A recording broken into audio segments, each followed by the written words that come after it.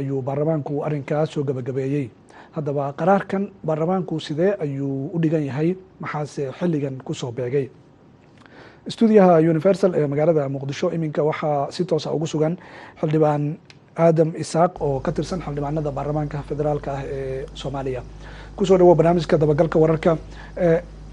haddii dadku ay dhibaato ku dhacday oo ay gargaar u baahan yihiin, baarlamaanku in uu ansixiyo gargaaridda dadkaas, sharcigaas sidee loo akhriyay? haddaad dadka u sharaxda marka ugu horeyso.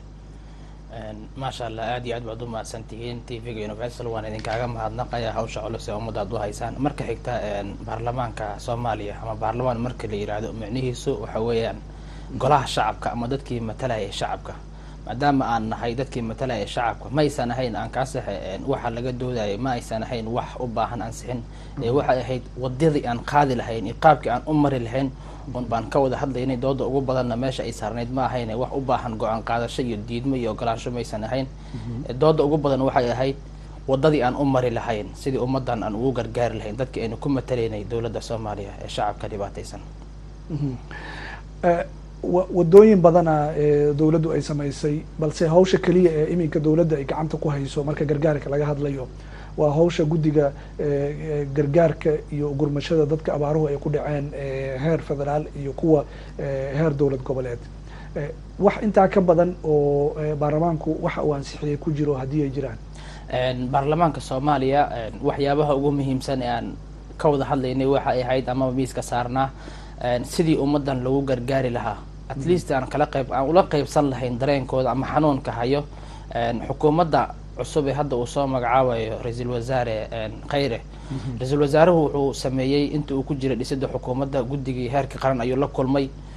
waxa uuna kala hadlay sidii ummadan loogu gargaari lahaa, loona caawin lahaa. xukuumadda soomaaliya iyadoo ka jawaabaysa dhibaatadii qabsatay shacabka soomaaliyeed, waxa aynu gaarsiinay dhakhaatiir meelaha ugu daran ee maanta bukaanada dadka ay la ildaran yihiin shuban biyoodka. degmada xudur ayaan waxaan gaarsiinay dhakhaatiir si dadka ay u caawiyaan 16 bishan.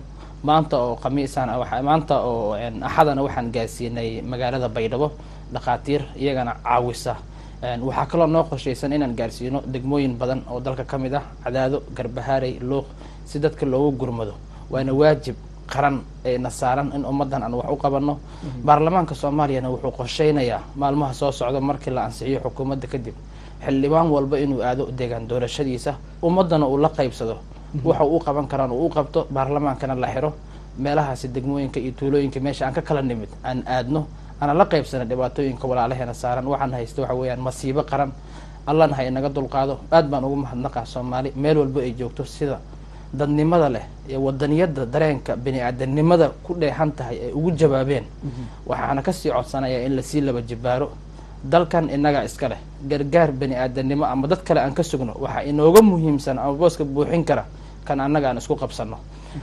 waxaa naga go-an tahay inaan gaarno magaalooyinka ugu waaweyn ee dhibaatooyinka haysato. dhibka ugu weyn hadda waxa uu ka taagan yahay areadan bay iyo bakool, oo aan maantaba xataa ay tageen xildhibaano iyo golaha dhakhaatiirta soomaaliyeed. aad baan ugu mahadnaqaya boqolka dhakhaatiir ee u diyaariyeen. xildhibaan aadan, marka laga hadlayo dhibaatada gobolada gaar ahaan bay iyo bakool iyo koonfurta soomaaliya oo dhan, dhibaatada waxaa la leeyahay waxa uga sii daraya dadka arrinka quseeya ammaanka, iyada oo magaalooyinka aysan isu furnayn oo aan dhanka dhulka lagu gaari karin.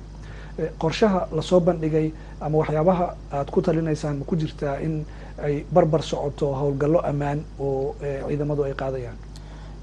way jirtaa sida lagu gaarsiin karo. shalay oo kaleeto magaalada qansax dheere gargaar bini-aadimo loo sii wado ayaa dhexda loo galay, sida aad ka warhaysaan. ciidamada xooga dalka soomaaliya iyo kuwa maamul goboleedka south western waa ay ka jawaabeen. waxayna diyaar u yihiin ciidamada xooga dalka soomaaliya, amaba shalayba aan ku darnay in ay ka qayb qaataan ciidamada xooga dalka soomaaliya ummadan u gurmashadooda, ayna gaarsiiyaan meeshii u baahan in xoog lagu maquuniyo awood lagu gaarsiiyo. waa ogtihiin cadowga soomaaliya ee xataa noo diidan qof dhibaataysan maanta in lala gaaro faleembo, in nafta aan u hurno ayaan diyaar u nahay ka xukuumad ahaan. ciidamada xooga dalka soomaaliyana way u taagan yihiin, wayna ka qayb qaadan doonaan.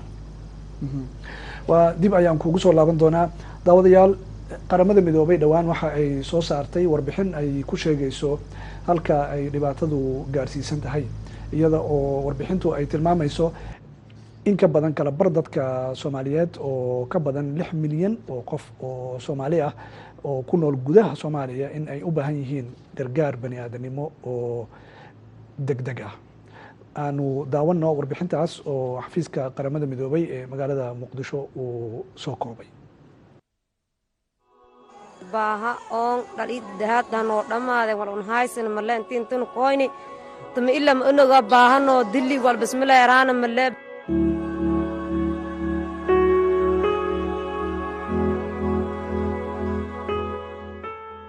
ko horaad horay dhamaday ko hadda laha ka dhii todoba qof isbitaalka noo jiifta baahini ku jiifta. Desperate parents like Nadia Ali, overwhelmed by the calamity of drought, can do little but watch their children die. She is one of the 6.2 million people affected by acute food insecurity in Somalia. The just released report by Food Security and Nutrition Analysis Unit for Somalia and the Famine Early Warning Systems Network indicate that nearly 3 million people are unable to meet their daily food requirements. waxaa ugu sii daranta biyo-la'aanta mar haddaanana ka daagsa cabina tuuli dhexdeeda biyo laga helin maxay u tahay biyahaanta noogu sii daran biyahaasi dhaqsale noo soo gaadha iyo caawinimo fiican laakiin biyaha noogu sii daran wallah waxaa foo cabina ma haysano. To date, 363,000 children under the age of 5 are acutely malnourished, while 71,000 of them risk death. tama illa ma unaga baahano dilli wal bismillaahir rahmaanir rahiim biile haysan ma baad ma haysan waa ku ilaahay bariisi dablashidi mala awlaad baaha in isla boorayd onogin oo bararay ka shiban oo ka dhay daawlan. We'll see more and more people arriving in these kind of camps, so they need assistance to help them through this season, and then hopefully also there's going to be assistance for them to restart their lives, and that's going to be much more difficult. Some of the worst drought-hit areas include Bai and Bakol, Hudur and Wajid, Beledweyne, Bula Berde and Galkayo. Others include Bosaso, Baydhabo, and in the northern regions of Somaliland and Puntland.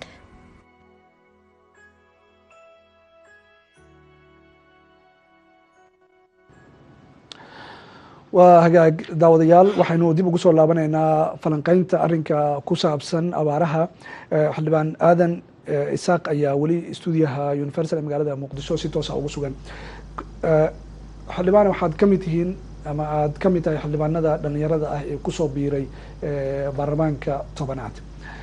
marka laga hadlayo u gargaaridda dadka ay abaaruhu ku dhaceen waxay u baahan tahay xoogga dhalinyarada, kuma filna hawsha dadaalka dowladda iyo tan NGO-yada kaliya sida la isku wada waafaqsan yahay ama dadka intooda badan ay u arkaan. kaalin ma ku leedihiin in dhalinyarada aan dowladda ku jirin lagu dhiirigeliyo in ay hawshan ka qayb qaataan, dowladduna ay ku taageerto? maasha allah, dhalinyarada Soomaaliyeed waxay u heelan yihiin dowladooda mar walba inay garab istaagaan. sidaan aaminsanahay dhalinyarada Soomaaliyeed way ku dulmansanaan jireen dowladihii hore u soo maray. hadda laakiin waxay arkeen dad inay ku dhex leeyihiin dowladda Soomaaliya ama golaha shacabka ayna ku leeyihiin mataladan 15%. dhalinyarada Soomaaliyeed dal iyo dibad iyo kuwa gobolada jooga oo idil mar walba waxa ay diyaar u yihiin inay la soo xiriiraan dhalinyarada ugu jirta baarlamaanka Soomaaliya. waxa ugu 5 maalin ka hor waxaan la kulmay dhalinyarada Soomaaliyeed ee ku sugan magaalada Muqdisho qaar ka mid ah. aad bay ugu dhiidhiyeen dhibaatadana haysata, waxayna go'aansadeen inay aadaan gobolada naftoodana ay u bareeraan riskiga kaga imaan karta ama khatarta kaga imaan karta dhanka kooxda al-shabaab.